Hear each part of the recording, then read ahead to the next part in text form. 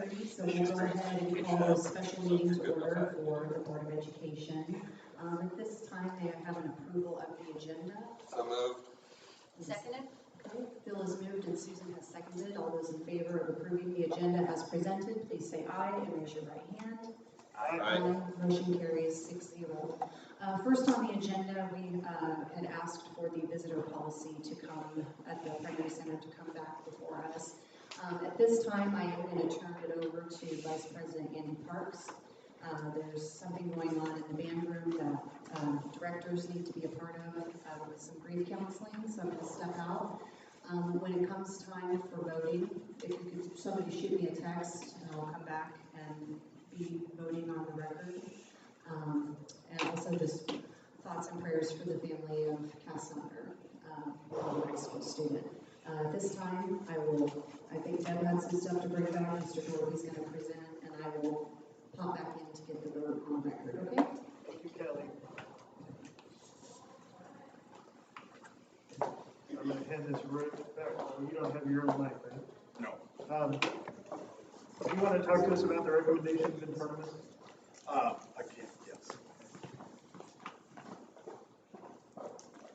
Okay, the last meeting we talked about our visitor policy and possibly adjusting that. We had a little discussion at the last meeting.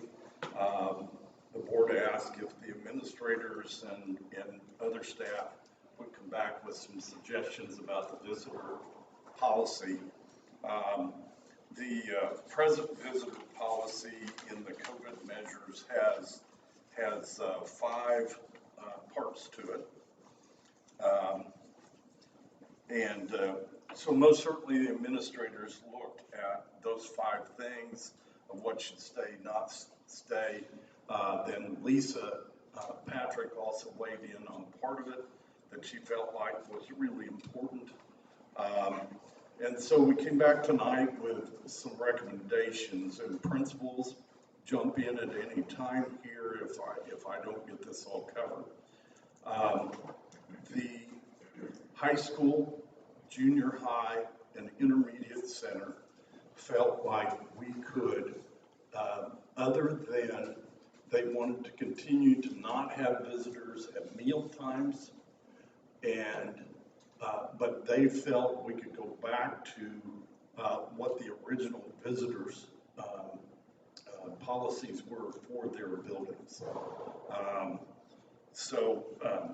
Pre-pandemic, basically. With that, Lisa did add that she felt like we should continue to include visitors will observe 3 feet or as much social distancing as possible given the physical environment. She felt like we should keep that. The principals were good with that. So that's kind of where we're at with those 3 buildings. At the PC, there were a few more concerns there at the PC, and I will let Deb kind of talk to some of those things, but she did sit down with her staff and they worked through some things about possible plans on visitors. And they have a suggestion that I sent to you earlier that has a plan A and a plan B. And I would really like to give Deb an opportunity to kind of talk about those 2 plans, the differences, and where they're at with those 2 plans. So, Deb, if you want to take. No, there's one of those today. Bonus mic.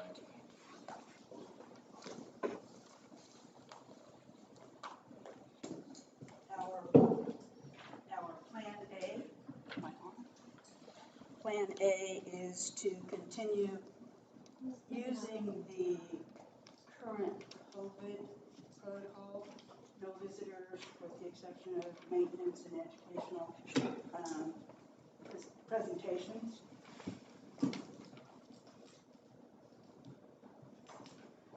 Our plan is to continue with the current COVID mitigation protocol, no visitors with the exception of educational presentations and maintenance workers, maintenance emergency workers.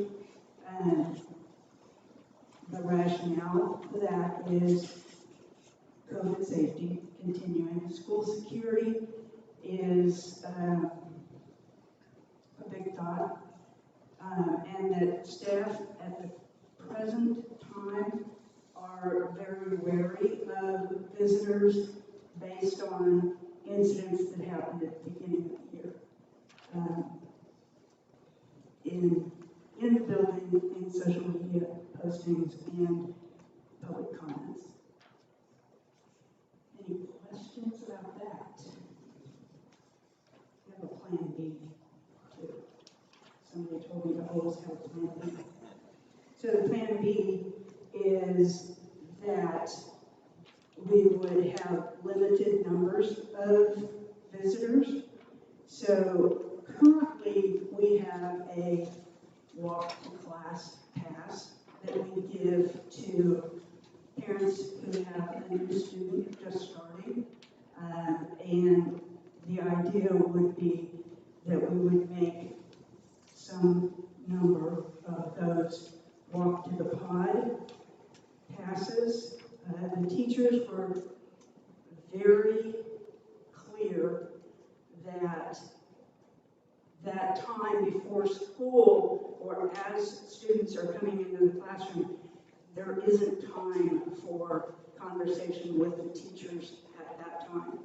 Staff are on duty at 7:55. Students go to the classroom at 8 o'clock. I start announcements at 8:05. So there just isn't time. Questions about that?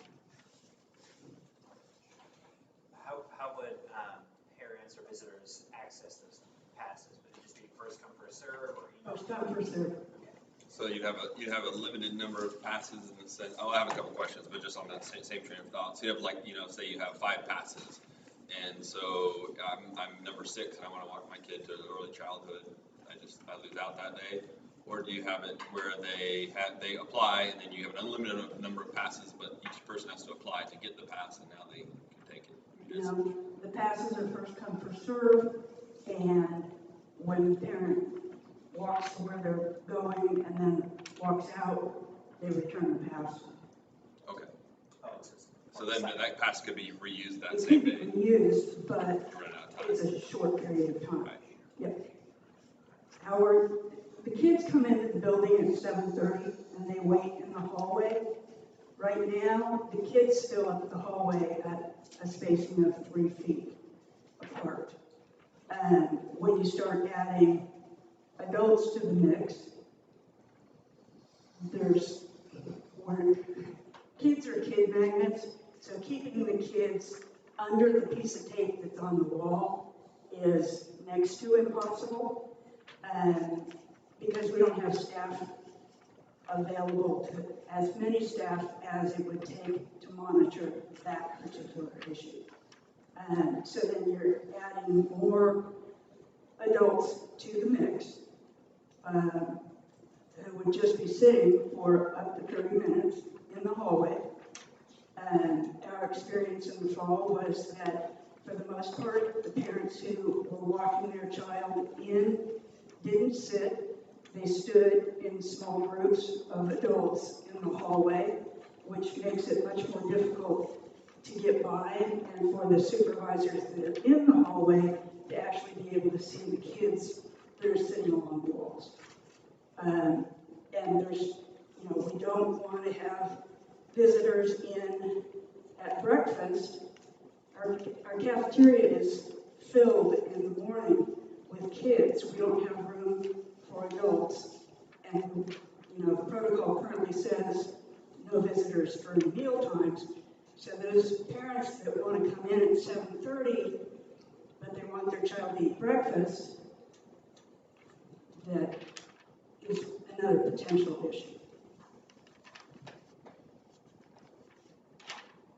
Is the preferred plan by staff, is there one preferred plan to staff there? Plan A.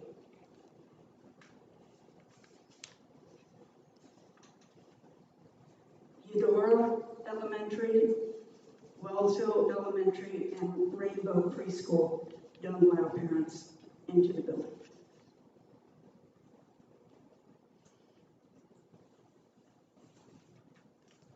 Bill, you mentioned questions.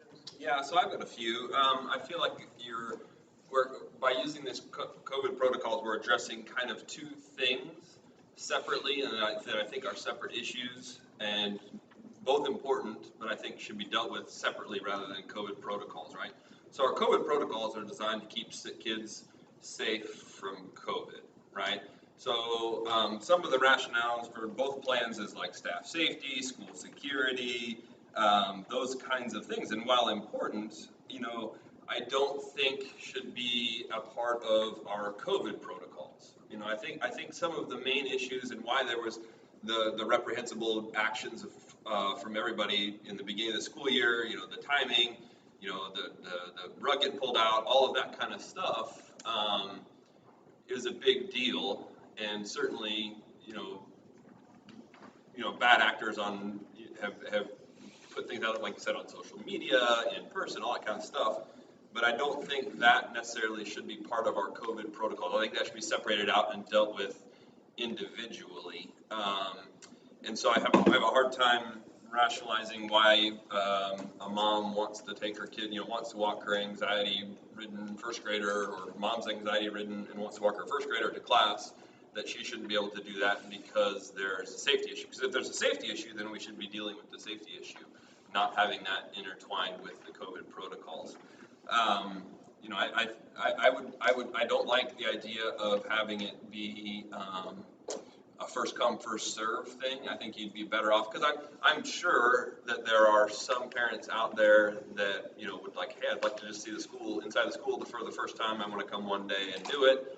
And then there are others that would want to walk their kid in every single day. And I'd hate, for them to finally get to the point where they can walk their kid in, and then they come up and they were number 6. There's only 5 passes, and now, sorry, son, you have to walk in by yourself. So maybe have an application process where you just review it and say, is this a legitimate thing that you want to walk your kid to class every day, or is this you want to mean mug the teacher kind of thing? And again, I think those two should be separated, because it's not, and I don't mean to say that it's not important for those staff members to feel safe, because it is, and I do think that should get separated out from the COVID protocols. And if the COVID protocols are we let students or parents walk their kids to class, I think whoever wants to walk their kid to class should get to, just like we did beforehand, right? Because we used to, and correct me if I'm wrong here, but kids could get walked to class by their parents pretty much at any point in time, right? There wasn't a limit on, you could only have 5 people in the hallway, and I don't think nothing has changed as far as bell ringing, time for conference, all that kind of stuff. I'd like to see that go back to that, where mom gets to walk her kid to class, say bye, see ya, and then walk out. And I think it's fine to say, okay, you don't go into the pods because we're going to keep that area clear, because that's that's got a rationale that's COVID, that you're basing that on you're trying to keep those pods clean. But I kind of feel like part of the problem at the beginning of the school year with the kind of the headbutting between teachers and parents was the idea that they were not having their voices heard. We listened to at the last listening session that we had, parents come in and say, look, I want to walk my kid to class. And I don't think that it helps that staff, that teacher, parent relationship to say, well, we're not going to let you come in because we feel threatened. I think the way that you fix that, feeling threatened, and you fix that, you start to heal that, is allow parents to have that freedom to walk their kid into class, so that there's not an adversarial relationship, so they can see it and wave at their first grader's teacher, and kind of start to rebuild that. Because at the end of this, what we all want is for this to be this rift to be healed, to not be something where there's this, I'm on this side and you're on that side, and we have to be mad at each other because we're like this. It should be something where let's start to heal. We've got this. We're in the green. We've had no cases at the PC for, I think, a while. Maybe that changed today, but I think there's been, things are working really, really well.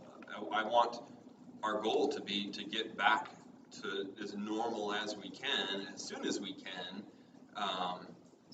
And if we need to do something else about security, then let's do something else about security. But I don't want to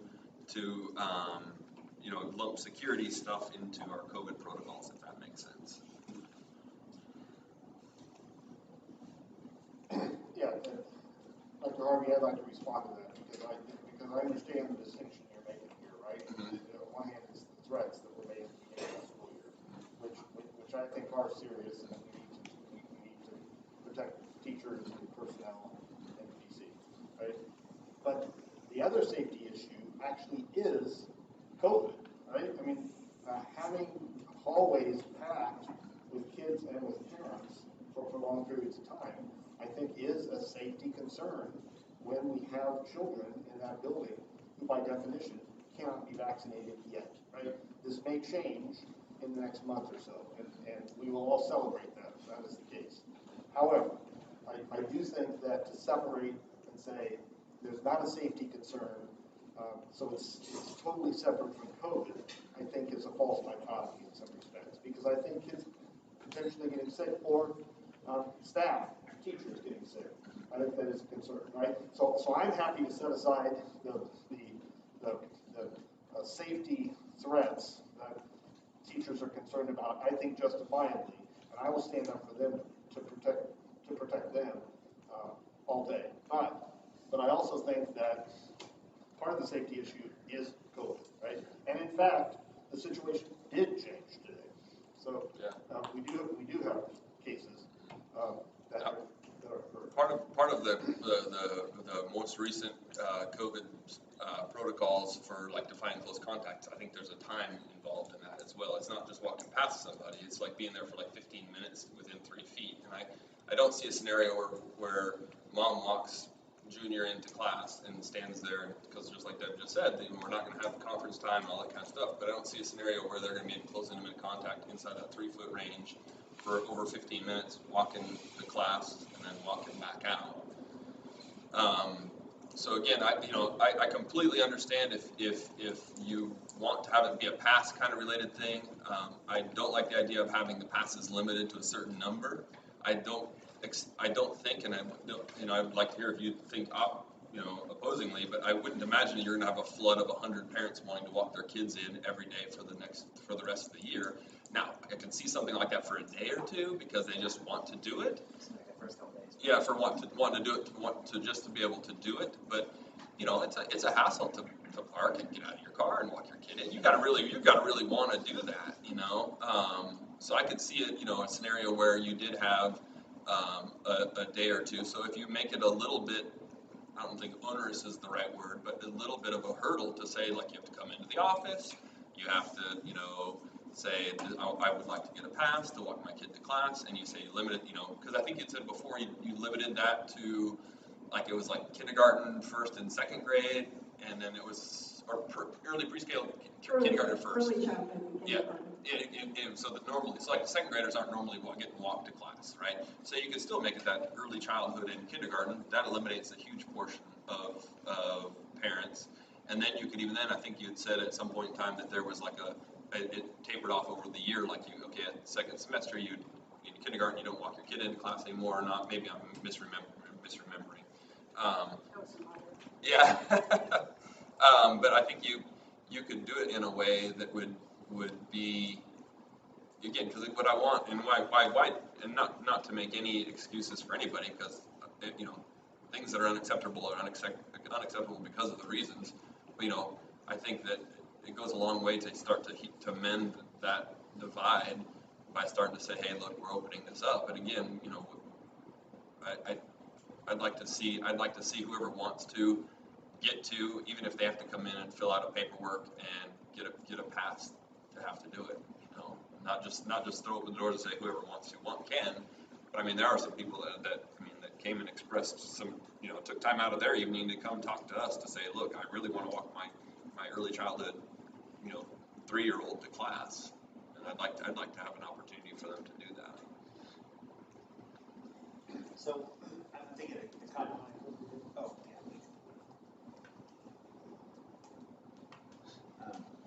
so in consideration of the contact tracing part of things, and I wish Lisa were here for this, but if I'm understanding the conversation thus far, parents who checked in on Plan B, for instance, would not be, we would not have to contact trace their presence at school if there were It would depend how long they were there. The doors open at 7:30.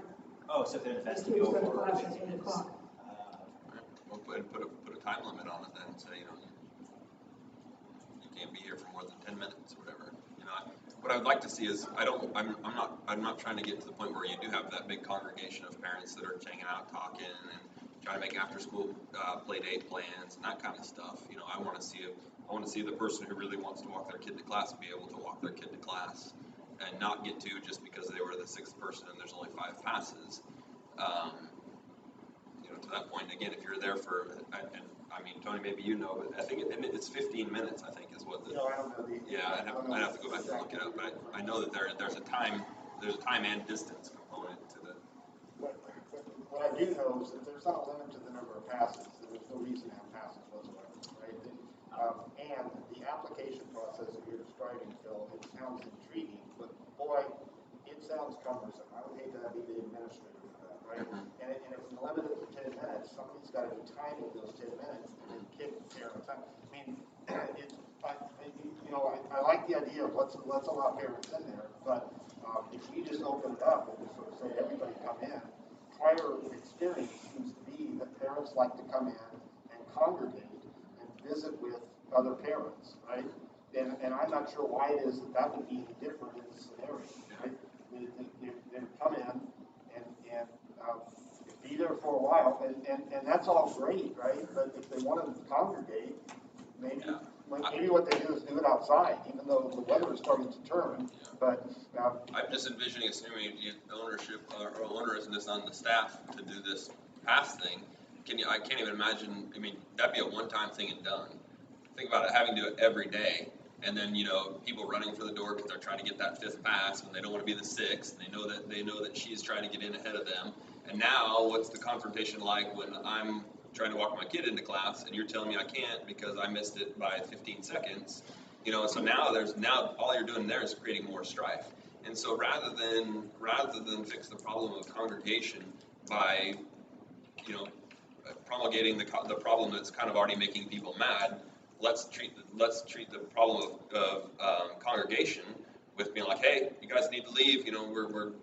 This is limited to 10 minutes, and I don't think it would take very many times of doing that before people realize, oh, they're serious, we can't do that, and we have to leave. I want there to be some healing involved between, because I mean, my kids now are getting old enough that they're pretty independent. But I mean, I remember, when they're little and in the elementary schools in Texas, and when we moved back here, not so much me because I'm pretty absentee, but my wife had a really good relationship with all of the teachers, and really knew them, and she volunteered all the time and came in. And I want us to get back to where it's a partnership and not a feeling of animosity between the two. And whatever little steps we can take to get that kind of healing back, I really want to take. And if we need to relook at the security issue, man, let's relook at the security issue. I'm all for that, because I want our teachers to feel safe. Because again, I want it to be something where it's a partnership, when they're shopping at the Baldwin City Market, they stop and say hi, and how's Timmy doing? And oh yeah, he's and be able to have a conversation. As it is now, I feel like there are people that probably pass each other in the aisle that don't even know that, hey, that's my kid's teacher. The primary center is ready to do whatever direction is for. I want to clarify, Phil, you've been saying 5 to 11. This recommendation says 10 passes for ECH and kindergarten. Yeah, okay, yeah, yeah, okay, 10, yeah. Because a lot of people at home may not. Yeah, sure, yeah, so. Our huge audience at home. Yeah. May not have this right in front of Get them. away with one. I don't know if anybody else wants to offer an opinion. I am not comfortable tonight, I don't think, reaching beyond our recommendations here. I asked for this for a reason, and I would hate to say thanks for the recommendation that we're going to do Steve, but that's just me. So if anybody else has an opinion on that, feel free.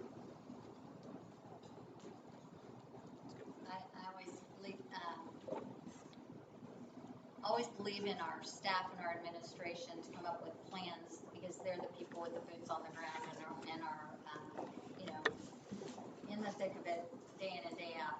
And while I agree, I want our parents to be able to walk our students in, I want them to have that relationship again.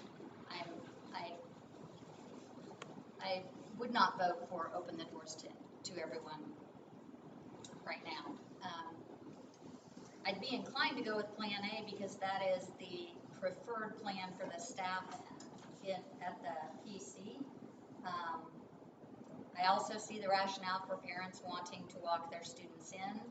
It seems, I guess going back to I'm sort of swinging here back and forth between Plan A and Plan B because Plan A seems the easiest course. Let's keep status quo, you know, revisit it in January or, but I wasn't at the listening session either, and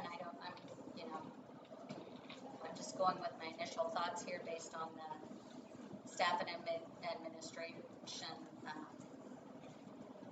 preference.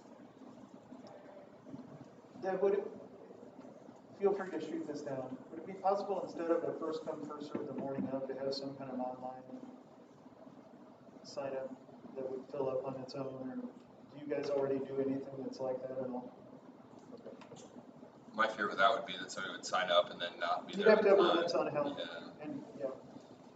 Yeah, and I mean, my problem, I mean, and again, you know, this is our COVID protocols. And I completely understand that the staff doesn't feel safe, but let's fix that problem with some safety protocols as opposed to COVID protocols. But man, Plan B, I mean, the rationale for Plan B emphasizes this is not a time for conferencing with the teacher, right? That's not COVID. Allows the teachers to get to their class going in the morning as usual, not COVID. Keeps already crowded hallways clear, maybe. Keeps the discovery area sanitized for students, that's fine, keep them outside the pods. Limits school security issues, again, not COVID. And then a compromise between no visitors and anyone can walk their child to class, not COVID. And then Plan A, and I don't, to Susan's point, I don't want to do what's easiest, right? I want to do what's right. And to me, the most important thing that we can do as a school district, as a community, as everything, is start to try to heal some of this rift that's happened. I can't even go rewind 2 years, 3 years, and try to think what the relationship was between the primary students and the teachers and the parents. I mean, it's unthinkable comparative to what it is now. And I think everybody's goal should be to get it back there. You know, and security stuff aside, I mean, if we're talking about just COVID protocol stuff, then I think that we should talk about COVID protocol. You know, and if we need to readdress the security thing, then let's readdress the security thing. Again, I would say I'm okay with that as well, but I don't know how to address that security part tonight, which again is part of taking action that's not one of these two recommendations. I don't, Paul, what SRO police situation at the moment? I'm sorry. What's our SRO situation right now? Well, we've got an interim SRO who's been filling in and doing the job, so certainly he's very needs to be whatever time that is. Does he camp out one particular place mornings usually? He probably spends more time at the high school, junior high, but can be at the elementary whenever they ask for it.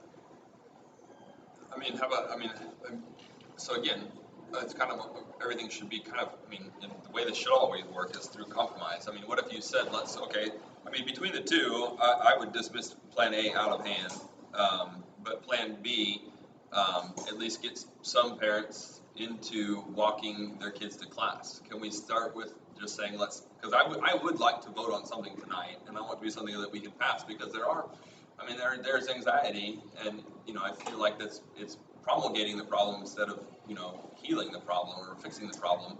So if we can at least start getting kids to class and let's say, okay, fine, we'll do 10 for early childhood and 5 for first and second grades, with the flexibility and nimbleness enough to be able to say, okay, that's not enough, and it's been pretty easy. Let's go. We need 12 passes for kindergarten, and we need 8 for first and second grade. But I would like to get something at least changed so that the ones that, like the the 2 or 3 families that came to the listening session that this was a big issue for them, get to have that.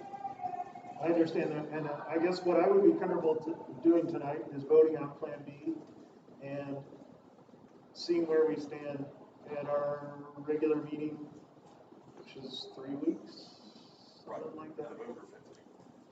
Has the situation made teachers feel less safe? Has it gone great? And Paul, I guess we need, if it becomes untenable before those 3 weeks, we need to count on your judgment and say this isn't working out. I'm okay with it. That's,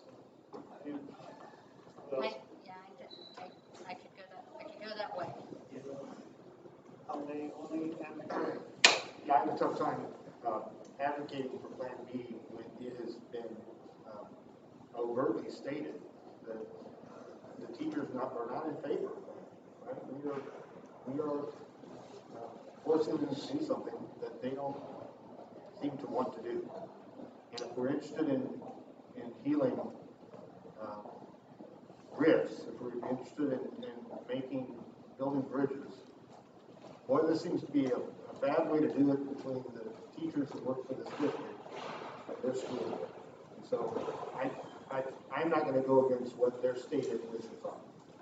That was my initial comment, and I'm 100% behind the teachers and the staff in the building. I also, again, I wasn't at the listening session to hear the parents' concerns or the parents' side of it.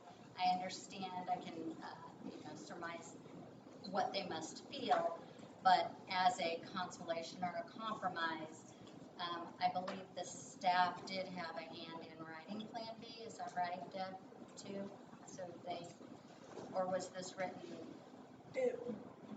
I wrote it, but I met with early childhood staff since that's primarily where the emphasis is on both parents walking their child to the classroom and staff with concerns about that. And most of Plan B came from suggestions from early childhood staff. The other thing that we could do is we met with Kelly this morning, and Kelly suggested, she didn't say it like this, but it would be, for us, it would be going back to what we did last year, where early childhood parents walked around the building to the exterior pod doors, and the teacher was right there. That's fine. I mean, once again, it's a timing thing, because staff isn't on duty until 7:55. So parents would need to understand that. You say you did that last year. Did that in the winter too, when the weather was not great, they would just come to that outside and walk right up. The ones that wanted to, yeah. Could walk them right up to the door that way. Could we add that to the provision of Plan B that if they want to enter if they want to walk their kids back, they have to go to that back entrance? My only concern then is if you're really thinking about security issues, then now you've got multiple entrances that are being opened and closed and outside of the way. I mean, that to me, that would be more of a security risk to do that. I feel like the rift has kind of happened because, I think that the parents that are maddest are the ones that came before the board, told us what they wanted us to do, and then we didn't do it, and then they're mad.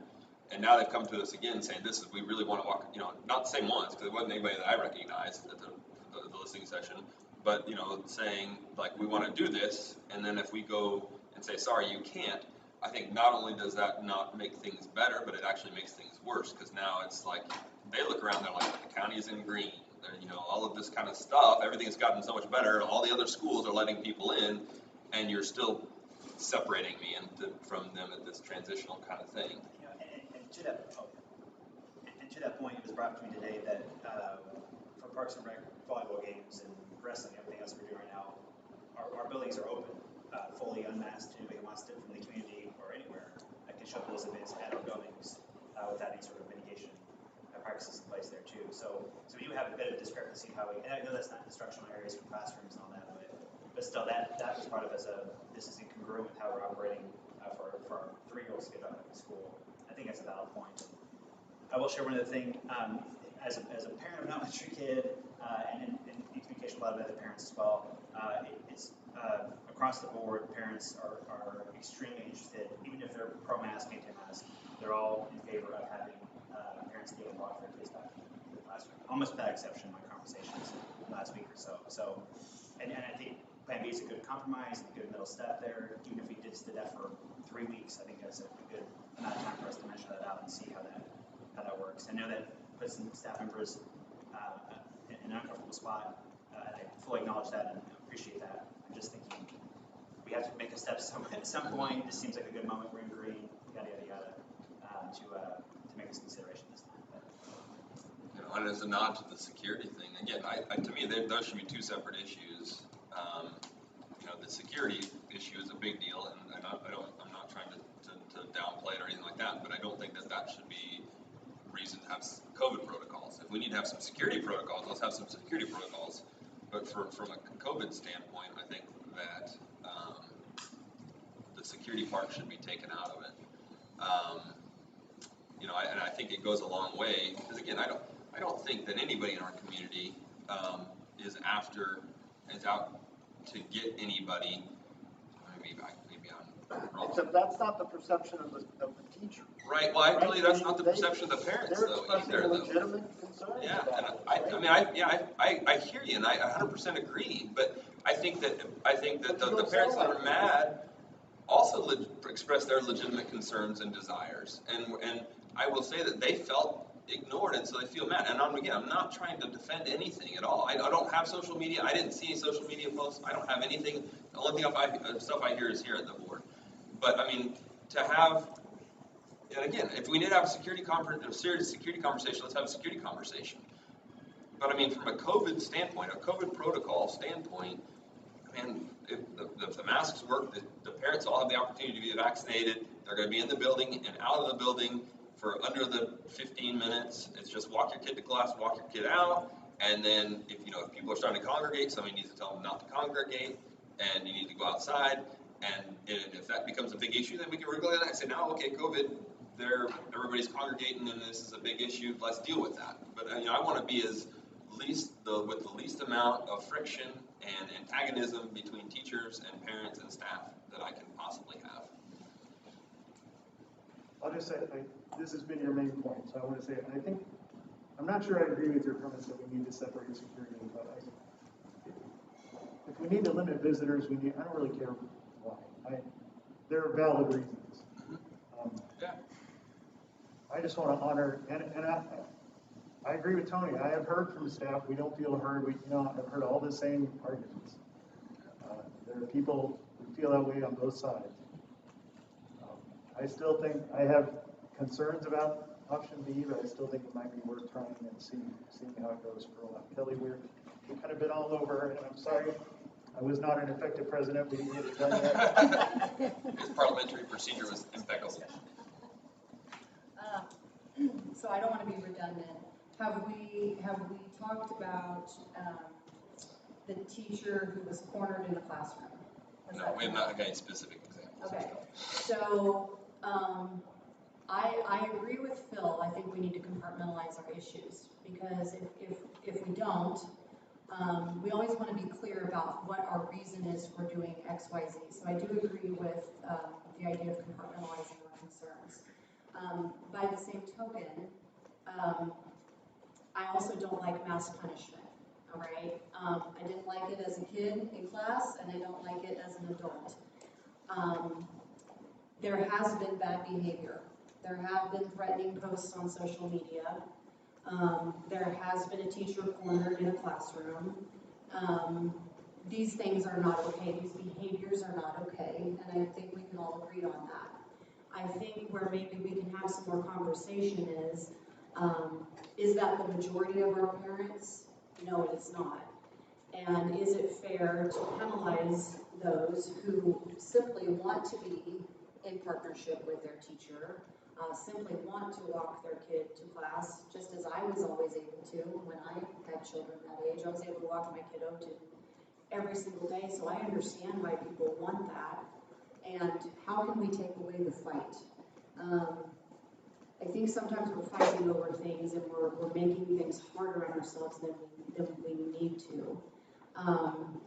That's my 2 cents. And so I want to say that in a way that also our staff does not need to tolerate harassment, and we have policy for that. So if someone comes in the building and does that, then you're not allowed to come to the building. We have language about that says that. So do we need to have a mass no visitor policy when the majority of parents have not participated in what I define as really terrible things and harassment and abuse towards our teachers? That's not okay. But can we address that without it punishing everyone? That's the conversation I would like to have. I think B gets closer. I personally would like to go further and say anybody who wants to walk their kid to class, walk the kid to class, but you've got to use that exit in the back because resource and staff-wise, this is all we can do. I think when you let people do it, you actually find over time less people actually will. Just like anything else. If we want to make it a fight, it'll be a fight. We'll make a scarcity with this system here. Right, so thoughts about that?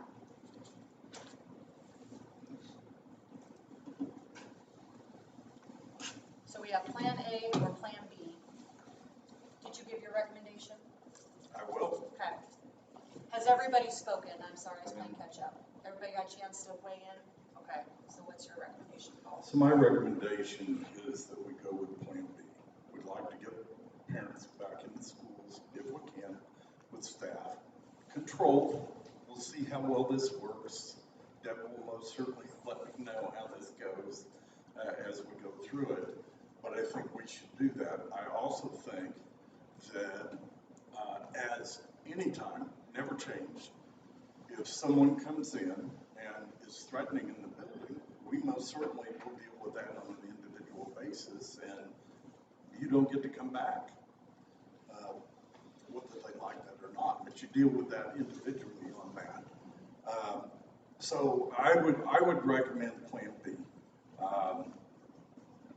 I know that'll be a bit of a challenge. I know we'll see how it goes, but I do believe that we need to get back to trying to let parents be able to come into the buildings at times. We can't because of security reasons allow them to just come in and out any time. But most certainly that building has always been allowing to let parents try and walk their kids because of their age. It fits. By the time you get to the IC, it really doesn't fit much anymore. So, and then of course from there on, the kids are going, don't walk up here with me. Don't even be in the same Yeah, parking don't be lot. walking up here. So anyways, it's just a different story. Deb's building, it just is a part of it. So I would recommend that we try Plan B and move forward with that. And if something changes, as Andy asked, then we need to get back and have a meeting again to decide what adjustments we need to make. Okay with that, can we put it back on the agenda for our next regular meeting, just to reevaluate that? On the Say, hey, look, 15th? Yeah, Sure. how's this going? Can we open it up more? Do we need to tighten it back up? Paul, you said there are measures to deal with people who do not behave as expected in the building. We had some people not behave as expected in the building at the beginning of the year. Were those measures taken and followed? No, I don't think so. Because the overall decision, I think that was hit at the time, but I think we were dealing with not one, we were dealing with a number at that time, but things were very raw. People were upset. So I think there's an opportunity to do this again and see if we can move forward in a more positive manner. I do think we specifically have in our policy about bullying by anyone, by teachers, by students, by parents. That is in policy, so it's there to deal with those things if we need to. Well, I understand the beginning of the year was a different situation, it was more heated, there were more people involved, but this board member wants to see people held accountable if they don't behave properly, if we vote on this. And And that's part of my vote, is I expect that. Okay.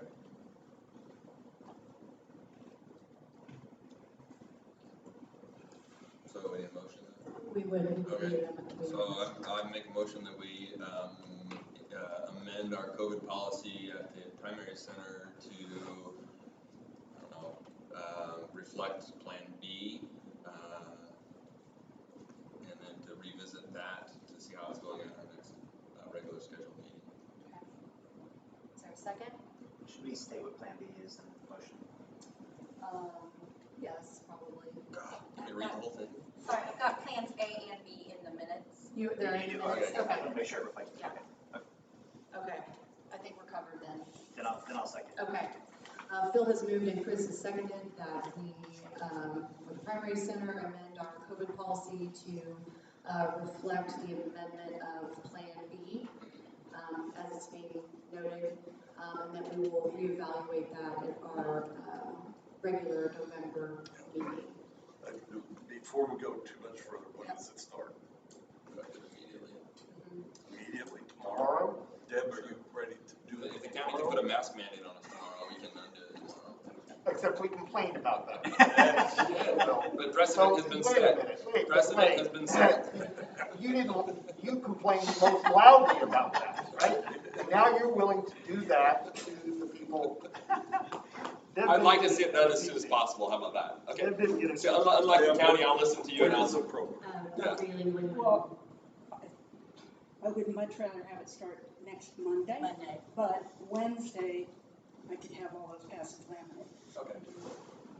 Then Wednesday it is. I heard much rather, I'd be more comfortable with that.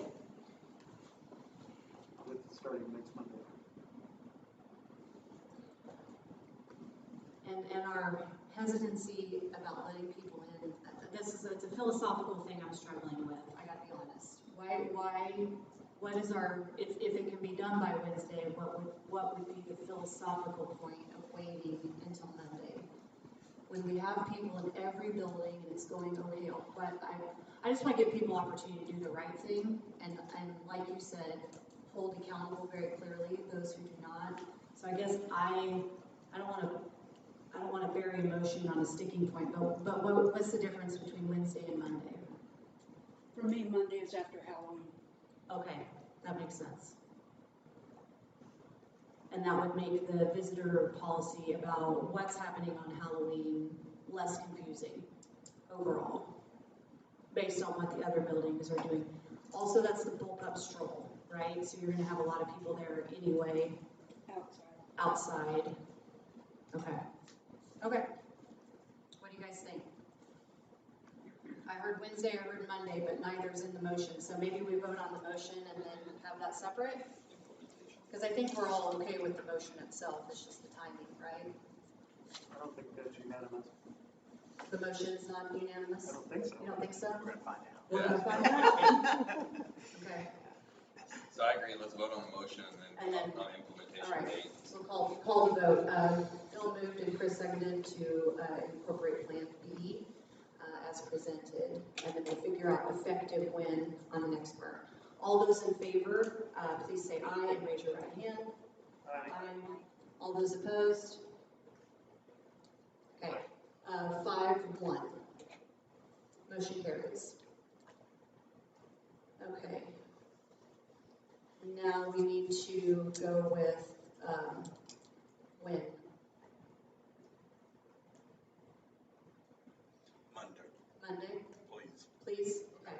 Just, I know we'd like to get going, but I agree with Deb. Okay. She needs some time to make sure she's set up well. Okay. And inform parents that this is coming. So it's That's starting why. So Monday. Monday, Okay, Monday's better. I'm cool with that. Monday's better than never. That's right. Okay. Do we need a motion for that necessarily? I don't think so, as long as it's a directive. Okay. Even though we just said we're gonna make it separate. Okay, Yeah. I'll make a motion that we'll Yeah. implement Plan B beginning On on Monday, whatever the date that will be. The first. It is. Well, better. That There you makes go, sense. even better. Okay. Is there a second? Second. All right, all those in favor of this being implemented on Monday, November 1st, please say aye and raise your right hand. Aye. Aye. All those opposed? No, I still. Okay. All right. Motion carries 5-1. All right, thanks, everybody. Strategic planning. Yay.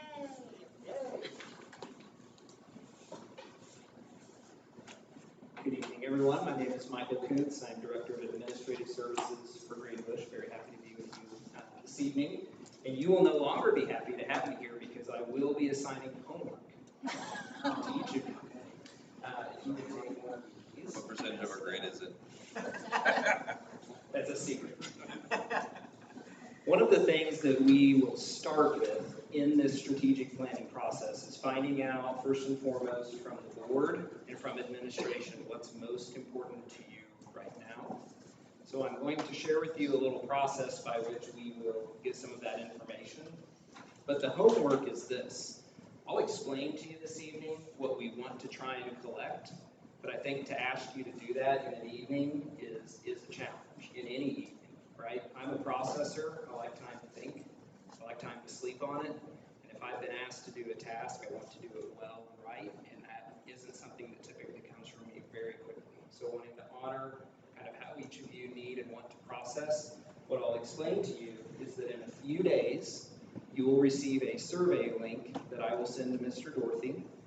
He will send this to you all and to his administrative team. And it's going to ask a few basic questions. Your name, your email address in case I need to reach out to you to say, tell me a little bit more about this. And then I put these little codes on this sheet. And if you are kind of a note taker or you keep this in your pocket over the next few days, as you think about something, feel free to just jot it down. This is yours, I'll never see it. But what you'll then see on the survey that you'll receive, that plus sign indicates 2 or 3 things that you think are going really well right now throughout the district. Okay? And I know it's probably going to be hard to limit yourself to 2 or 3. But what I want to be able to find from that, from you all and the administrative team, is what are the themes, right? And what are the isolated things that maybe folks aren't thinking about. So that will be kind of that plus category. What's going well right now in your mind and from what you've seen, 2 or 3 things, okay?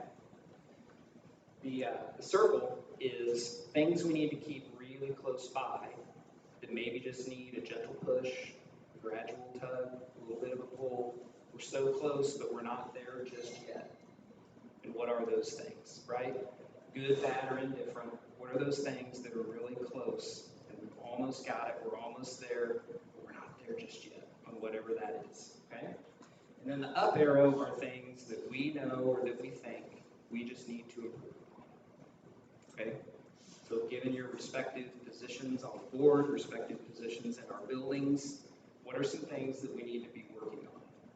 My job will then be to aggregate that, find and begin to locate themes, and begin to develop for you broad brushstroke target areas.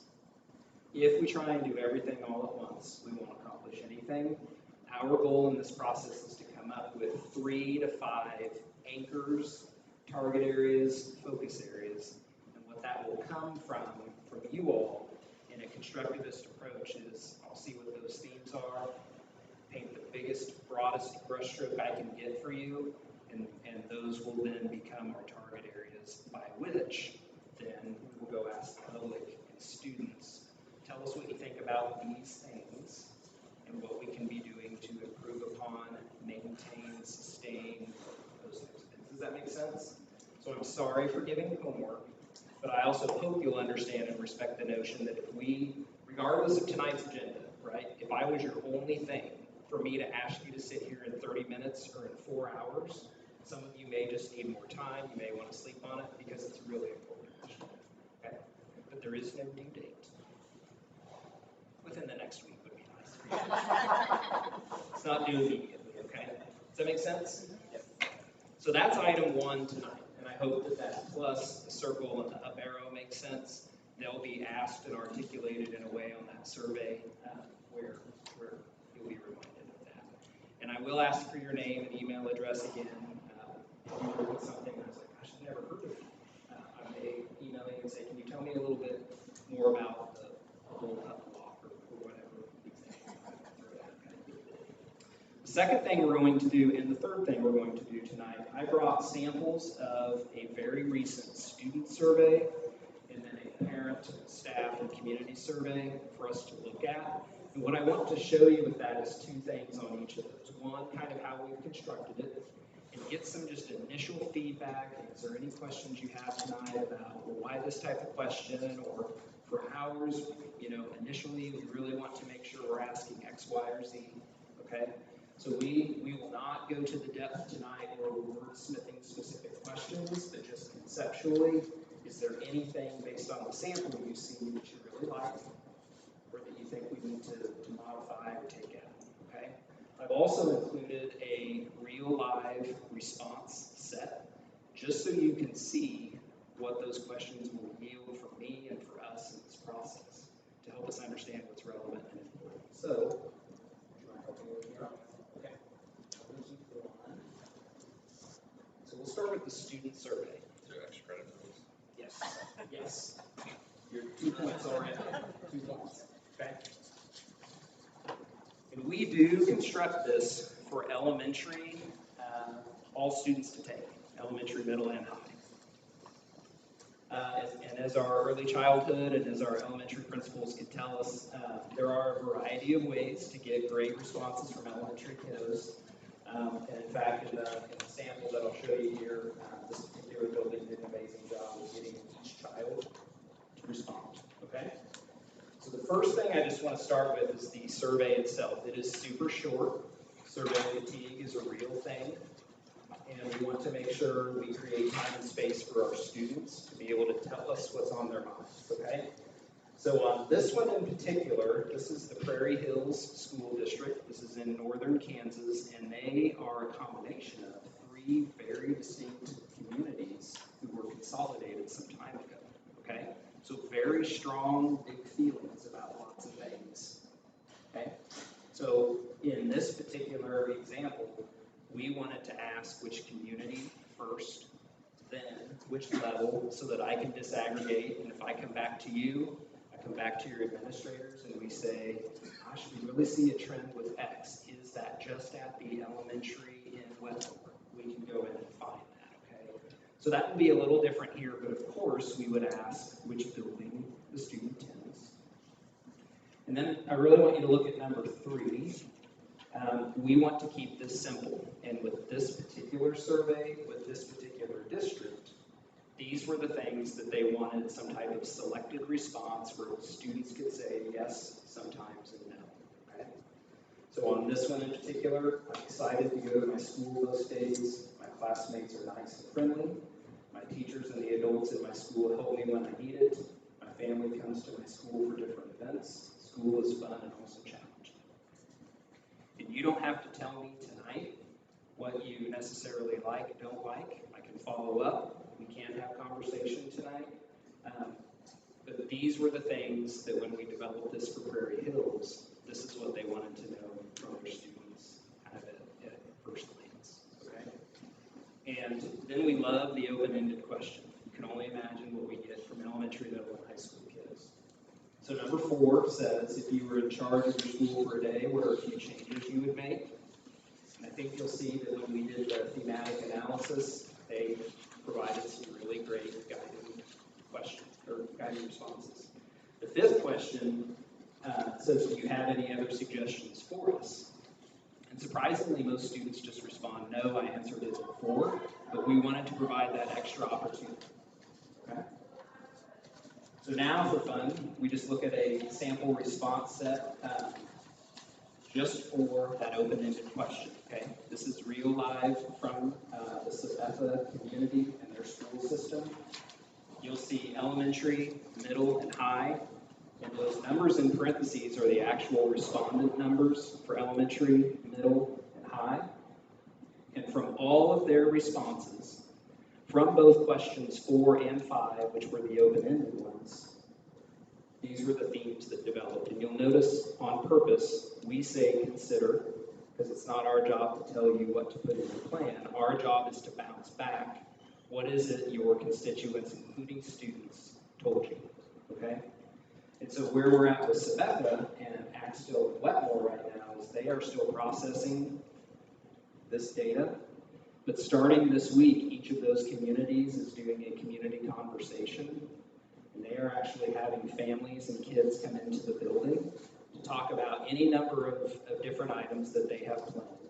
But one of the stations that the families can stop by with the kiddos is for the strategic plan. And each of these bullet points is up on a wall in a room. Kids are given currency through stickers or through stars, and they're able to go around and help prioritize what's most meaningful to them. So elementary, middle, and high have the opportunity to do that.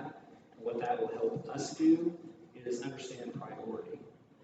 And so as we think about our process here, that is something we could replicate as well. We could tie that into spring parent-teacher conferences. We could tie it into lunchtime. We could tie it into any number of things that the administrative team says, yes, this would be sensible, this would work, this would feel organized and safe, and these are the ways we can kind of gather that. So I just wanted you to get a sense first of kind of how we work a student survey and how we build that, why we build it the way that we do, the responses that we get, then how we go back and validate.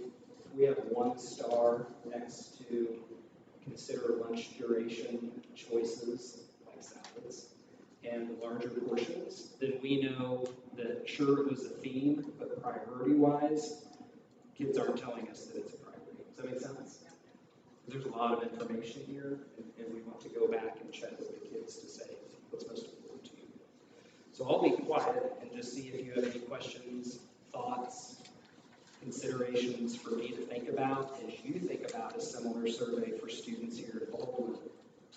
What questions, thoughts, comments, likes, dislikes about the student survey itself?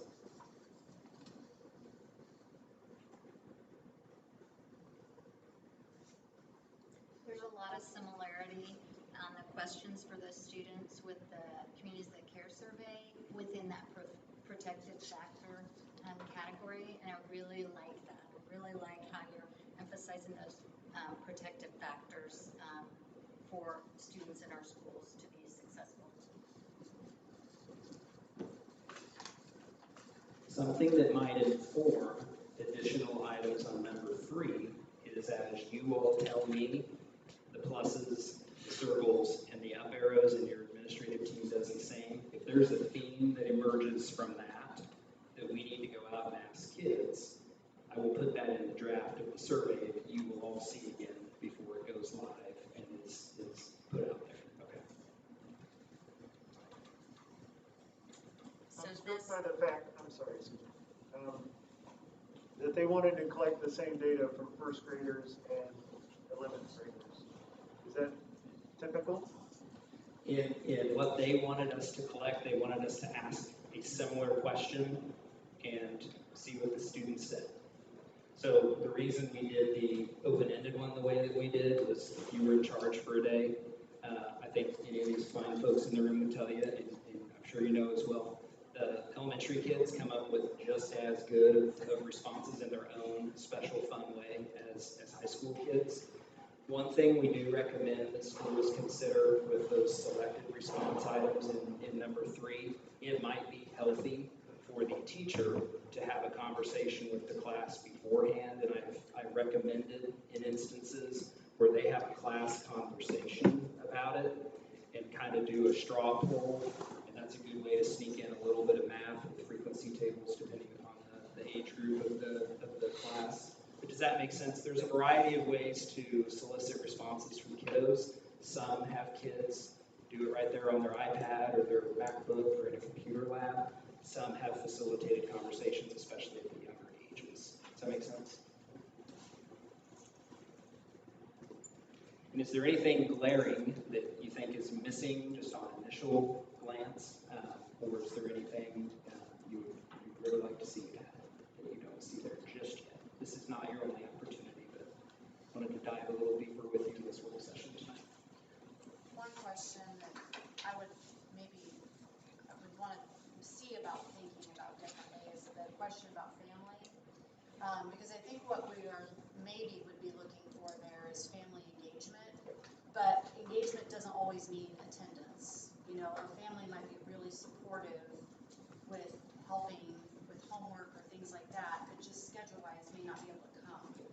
So there, you might not get the picture of maybe what we would be looking for if that was something the board felt like we wanted to explore, that family partnership piece. So I just wonder if there's another way to word that, Well, that wouldn't be so literal about your actual attendance at events. So something that, I'm having an aha moment, and maybe correct me, because I just might need some clarification, is, so these are worded like protective factors, but these might not be the questions that arise for us. Not Is that- verbatim, not verbatim. I wanted to bring to you tonight kind of an example of where we typically Right. start, and So- one that we found success in. Were questions number 3, though, derived from the survey of staff and board? So Or- they or is They it- asked us to present to them some typical questions, Okay, and at okay, that time, so that's it- kind of what they went with. And what's really great about this process with Greenbush and with the district is we can do it however we see fit based on what we want to know from those that we serve, including students. No, that makes sense to me, thank you. I just wasn't, No, I know what you're saying. yeah.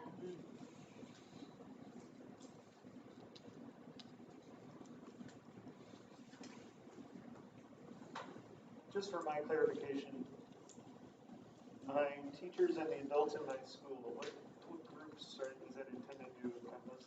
So, a lot of schools have really active PTOs, volunteer systems and supports. And so while they may not be employees per se of a particular building or district, there's a heavy adult presence of volunteers, readers, mystery readers, those types of things. And so we wanted to be encompassing of certainly the educational staff that is there, including paraeducators, but then also other adults in the building. And that would also encompass secretarial staff, administrative assistants, school nurses.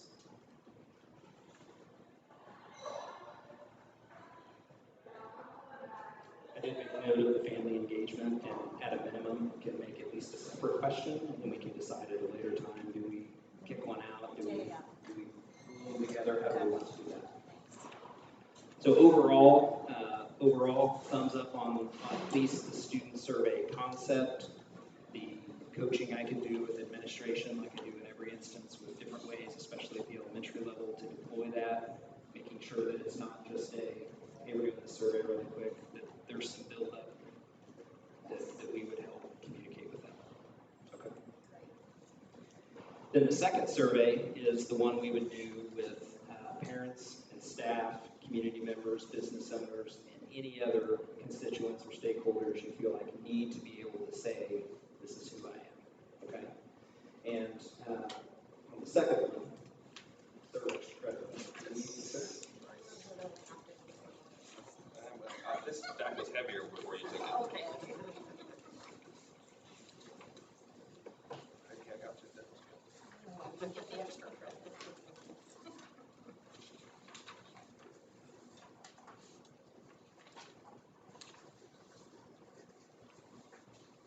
And again, this will be a first glance, and there'll be opportunities as we work together and move forward together, where we can get specific.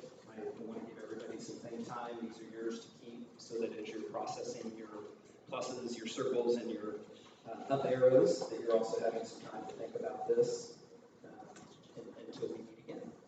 And so for this one, again, our stakeholders here, typically, you'll see in question 2, parents, guardians, staff members, community members, business owners.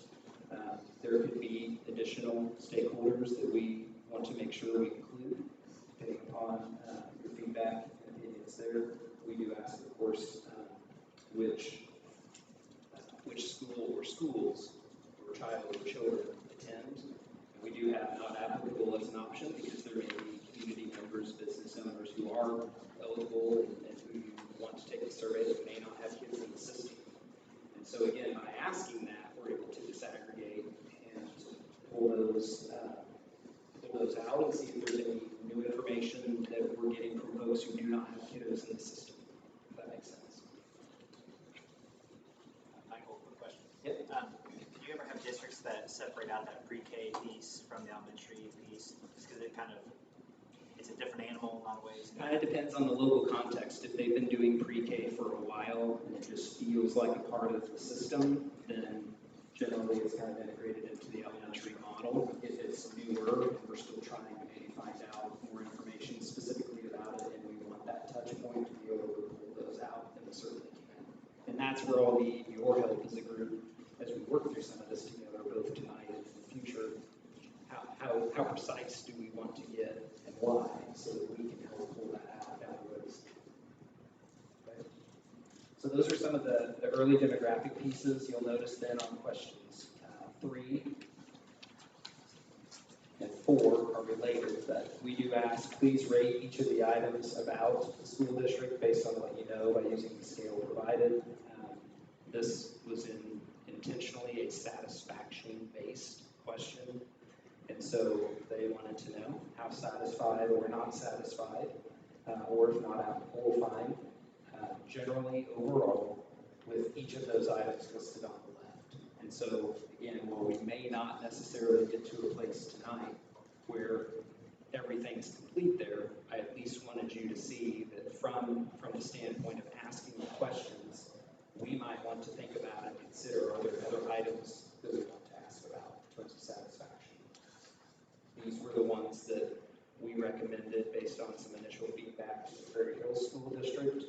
I can do the same as I get information from all of you and from your administrators. I may go in and add some more of those based on themes that I see emerge. But does that make sense in terms of setting that up on that type of scale? And then if anybody marked not satisfied, we asked them if they would comment specifically so that we had something to go off of. If 98% of the people are not satisfied with school safety, tell us a little bit about that so we're not guessing, right? Because that would probably be a surprise. And then 5 jumps to another satisfaction-based question, but then this gets more to the climate and culture aspects of the building or buildings that students attend.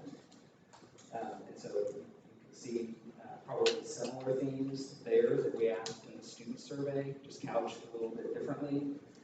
The feel of the schools, communication that's received, relationships built, programs offered, etc. And then again with 6, if you mark anything not satisfied, please tell us about that a little bit.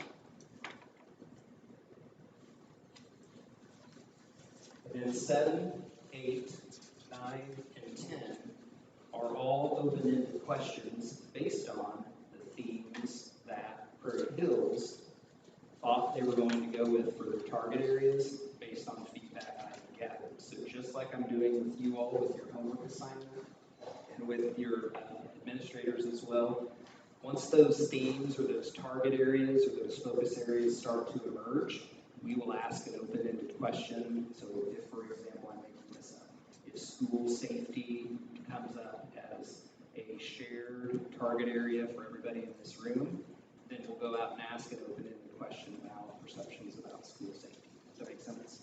So yours may be different on 7, 8, 9, and 10. And then we close out with a lovely catch-all, just any additional suggestions, considerations that they'd like to share as the development is taking place. And in the surveys that I've done, I think folks are pretty respectful about couching their responses in the appropriate spots, and I didn't receive, so far, haven't received anything wrong or otherwise. In 11, or something unattainable. I think by being able to communicate to the community what we're doing, which is communication we help with and help provide a template for you all to use so that each building is saying the same thing, I think people take it pretty seriously and give us their time and their feedback. And then I included as well just sample data from this specific survey, just so you can see what we will see once we deploy this. And again, primary role broken down, the school that their child or children attend, so we can break that down further. I apologize for the small print on the breakdown of the charts, but what I wanted you to see with that is kind of how we process that data, okay?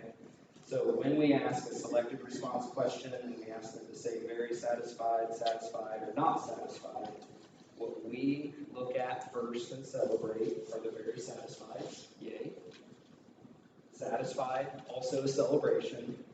But if we have anywhere between 10 and 20% of our respondents say that they're not satisfied with something, then we want to see if we've missed something about our perception. So for example, on this top one, you'll see that in this particular district, maintenance of facilities, 23% not satisfied.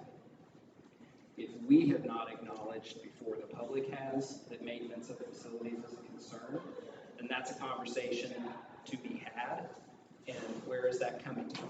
Michael, can you go get us a little bit more information about where this is coming from? Is this elementary? Is this middle? Is this high? We want to be able to address this because that's a surprise to us. Does that make sense? So kind of our initial scan on your behalf when we start processing the data is we look for between 10 and 20%. If it's over 20, it's definitely a flag that we want to bring to your attention to say this somehow escaped. Somehow escaped us. It's a surprise. I typically tell boards and administrators that I bring to you the gift of ignorance with these surveys in the sense that all I'm doing is bouncing back to you thematically what people are telling us. What I have the gift of is not knowing the day-to-day, all the time, all the things you're dealing with as volunteer school board members and as hardworking administrators. I have the gift of being able to separate emotion and just bring back to you what people are saying. And so if or when I do that, it only comes from a place of numerically 10 to 20% of people are saying this, or 20% or more are saying this. Okay. And then the next graph gets really small. What I wanted to just show you with that one is with those climate type questions, it's the same breakdown. If we see between 10 to 20%, we bring that to your attention, but it's really not a challenge that we want to jump into unless it's around 20 or higher. I think what's really great about this particular survey with this particular district is the low numbers in terms of people being not satisfied around communication and those types of things. So those are good things. Those are things we want to see. But if there's a challenge or a problem, we want to make sure that it's addressed. So I just wanted to give you a sample and a slice of what that would kind of look like. And then from the adults who responded to this survey, the themes that emerged are on that last page. And doing a similar process that we did with the student survey, considerations based on what that community said on items 7, 8, 9, and 10, those big target areas, those themes.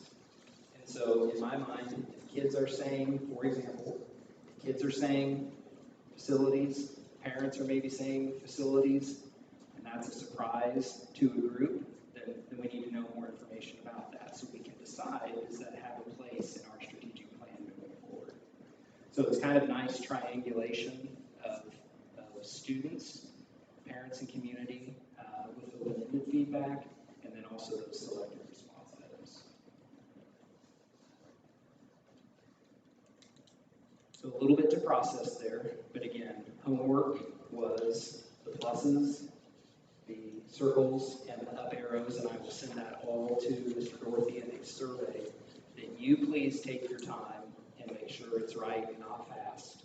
And if that takes a week, yay, it takes a week, that is fine. But I will ask for that individually and ask for that from the administrative team too, so I can pull together themes. And then with the surveys, those will help kind of fill in some of the gaps that we talked about tonight. But I will be quiet and just see again if you, in processing, have questions, initial thoughts, things you'd like to see from either the student survey or the parent, guardian, staff, community member, or business owner survey. Not really a question, I'm just kind of struck that these are the best of times and the worst of times to be doing such a thing. So we're going to get a lot of erratic responses on either end that we would not have received almost any other year. which can be a good thing, though we need to be prepared that there's gonna be some crazy peppering of anger and satisfaction. And I have a sample size of one, and it is this district, but I would say there are some contentious settings with this particular district, given 3 communities. And everybody wants what's best for kids. There's just different ways to get there. And so using that experience and maybe applying it here if that happens, again, I bring the gift of ignorance to be able to say, what are the true themes? And there were definitely in other ones that we've done, there are definitely a plethora of mask comments, COVID protocol comments, and that's great. Those need to be shared, those need to be heard. Do those have a place necessarily in a 5-year strategic plan? Probably not, because maybe they're more immediate. So one of the things we do as well is as we collect this data, if I notice any of that, I'm going to pull that and be able to say to Mr. Dorothy, for example, hey, this may not fit with what we're trying to do, but enough people said X that this may be some low-hanging fruit that as a board and as an administrative team is something worth talking about and being able to resolve or move forward on sooner than the implementation of the plan. So I hope that helps a little bit, but know that I'm attuned to that and we'll pull it out and I think get it to the right place and the right people for discussion.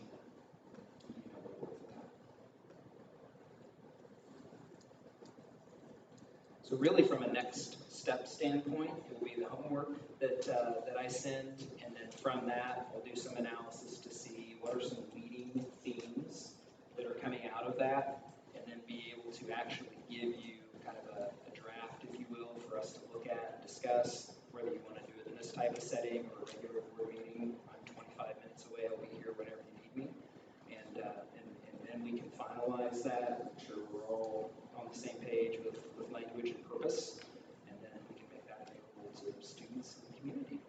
So, makes sense? What's the, one question, just, it's a process question.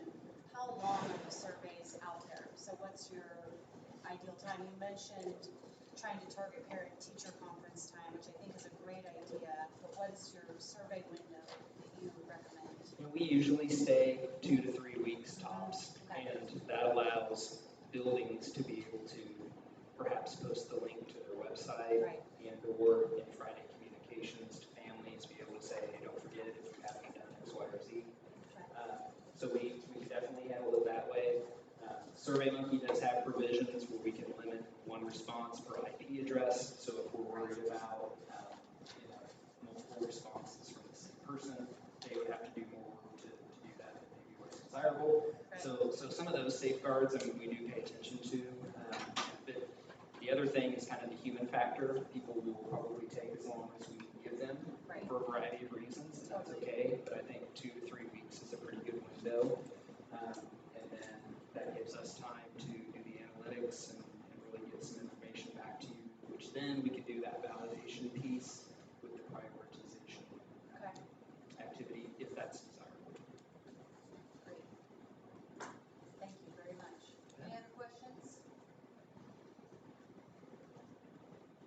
I see it, Chris. Yeah, I've got a question, but I don't know how to formulate it, so it's maybe come out as a comment, not a question. So this is maybe not the time or place for this comment, but it's been my observation, especially the last 2 years, that schools and government in general do not do a very good job of communicating the successes that we do have. And I think that really inhibits the community from knowing, like, when a student wins the cross country meet, or like those types of celebratory things. And I don't know how that's captured in this survey, or if it could be kind of, especially when it comes to community members and those kinds of. If you don't have kids in the district, how would you know that the volleyball team just won state or something? And that's the most important thing in the world, but it also we got to hang our flag on that kind of stuff too, to some extent. But maybe this is more of a discussion than a question. This is what I started off trying to think about how to phrase it. But any I don't know, board member thoughts on how to, whether that's just my perception or if that's and I'll phrase it this way: like if I wasn't on the board, I would not know about the things that are great that are happening at the high school because I don't have high school kids. I would never hear about it at all, and I don't know how to combat that as a school district. But I think it would be worthwhile to question in here, but I don't know where to put, how to phrase that in here clearly, as I've been mumbling for the last 3 minutes. But No, it's about, establishing a factual narrative, which is helpful for Right. our school district as a whole. It's good for morale, it's good for our students, and success breeds success. So if you have a culture of awesomeness, it helps to be able, for people to know about that. Not to say that everything is awesome, but when the narrative, for example, is, prime example, we're losing all these people, we don't have enrollment. In fact, the opposite was true, we're actually up. But the narrative out there is that now people have moved away, that is true, but people have also moved in. And so it's about, and not about controlling the narrative in a manipulative way, but it is about, it's important to the culture to have a factual narrative. I think that's maybe what you're getting at. Yes, so that we can build upon that. right. I was filling with words over here, like, how do we, on a satisfied to not satisfied scale, ask them, are you aware of our attempts to celebrate the student success and our school success here? That's more than just communication of like, hey, the football game starts at 7. I mean, it's about academic excellence. How engaged do you feel with the school? Yeah, the progress of the school and student growth, or, I mean, again, I'm not sure how to phrase that, but I think that would be an interesting question to, especially by audience, like, by parents, by grade level, and we can break it down like that too, but. It is good news reaching all demographics. Yes, Right. yeah, So, yes, that's so Yeah. I think there's a way we could formulate some questioning around that, and it may not be based on satisfaction per se, but it could be a yes sometimes or no. And then we can disaggregate by community, by business owner, right? Because those are some groups that we may want to make sure good news is reaching. So as you think about those types of things, we'll make room in this survey just to capture any thoughts that you have, but certainly before anything goes public, goes live, goes anywhere, this group will have a chance to see a proposed draft, then we will dive deep into the Smith and those types of fun things, and make sure you're all comfortable with the information we're asking for. Is that helpful to dig in just a bit, just give you a bite? absolutely. Okay. All right, good luck on the whole. Thank you. Any other questions for me? All right, thank you. Thank you. Thanks for all you do.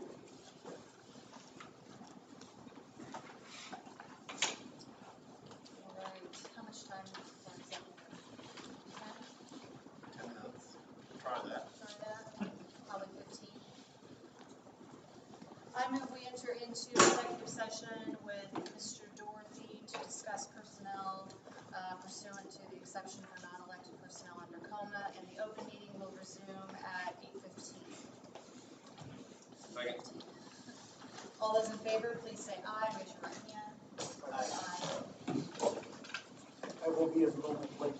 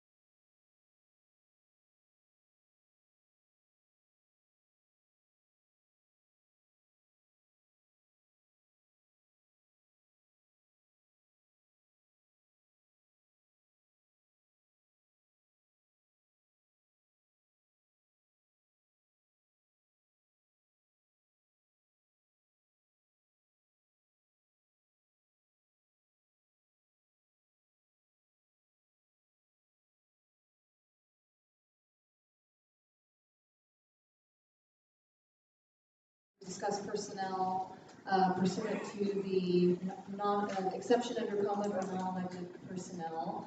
And the open meeting will resume at 8:26. Thank you. Phil is seconded. All those in favor, please say aye. Raise your right hand. Aye. Aye. Executive session till 8:26.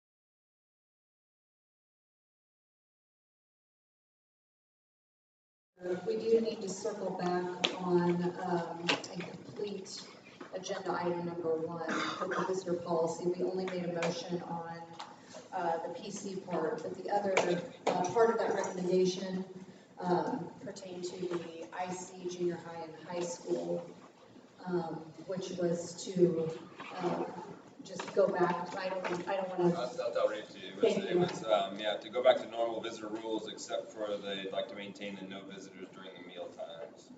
During mealtime, yeah. So that's the recommendation. We need to go ahead and have a motion about the other 3 buildings too. So I'll make that motion. I motion that we amend the COVID protocols at the high school, junior high, and intermediate center to go back to normal visitor rules, except that they will maintain the no visitors during meal times, and visitors will observe the 3 feet or as much social distancing as possible, given the physical environment, starting on Monday. Or the first. Is there a second? I'll second. Okay, Tony is seconded. All those in favor, please say aye, raise your right hand. Aye. Motion carries 6-0. Now we have a motion for adjournment. Motion we adjourn. Second. All right, Phil has moved, Susan seconded. All those in favor of adjourning, please say aye. I- Aye.